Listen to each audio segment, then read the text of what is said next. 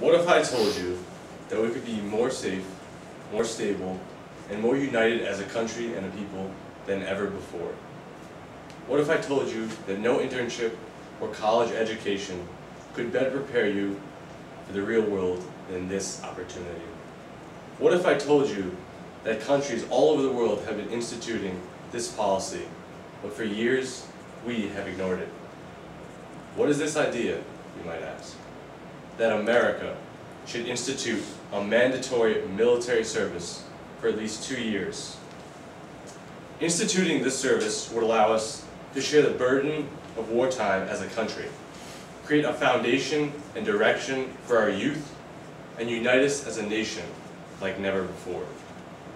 By instituting a mandatory 2-year service for citizens ages 18 to 25, the burden would be spread to many American families rather than a few percentage like it is now. According to Bob Herbert of the New York Times, fewer than 1% of Americans are being called on to fight in Afghanistan and Iraq, and we are sending them into combat again and again and again.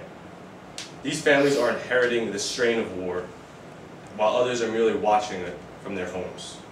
Soldiers are going on multiple tours of duty and being replaced by soldiers who have gone on multiple tours of duty. Sharing in a wartime effort would also prevent us from engaging in wars unless we truly deemed it necessary.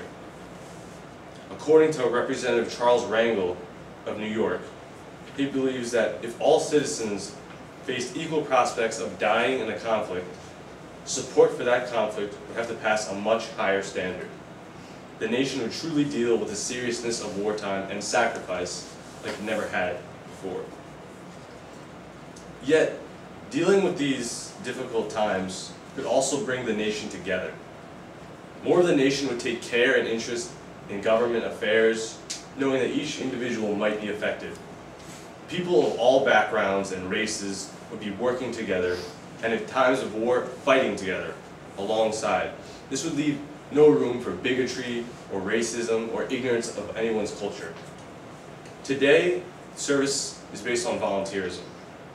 Most people are disproportionately represented by the minority poor. Yet, with this policy, people of all backgrounds would serve together. This would also boost pride and nationalism in the country. A great example of this nationalism is Israel and how it demonstrates its policy. According to Ari Buzel of Newsblaze, the Israeli society provides an inspiring example of how to turn a terrible necessity, one of having to protect itself from one's continued existence, into a benefit to the society at large, educating and preparing the individual for a meaningful life, and letting one know that one's rights come with obligations. Likewise, this boost of national pride could result in a promising future for our youth. Troubled teens without direction could now receive training, discipline, and experience to propel them to succeed in life. This would build potential, unity, teamwork and commitment, qualities that are essential in the workplace and in life. Rather than disenfranchised teens out on the street dealing drugs or resorting to violence, they would be supporting their country, gaining honor, learning about responsibility, and the idea of sacrifice in something greater than themselves. So, we've discussed why there should be a mandatory service in the U.S. military. We would share the burden of wartime as one country, one people, one nation. We would bring unity and a sense of newfound nationalism and pride to this country. And we would provide a promising future for our youth.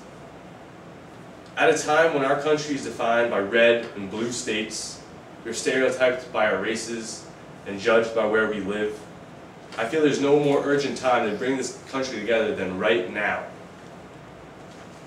Our founding father, the great George Washington, once said, must be laid down as a primary position and the basis of our system, that every citizen who enjoys a proposition and protection of a free government owes not only a proportion of his property, but even his personal sacrifice to the defense of it.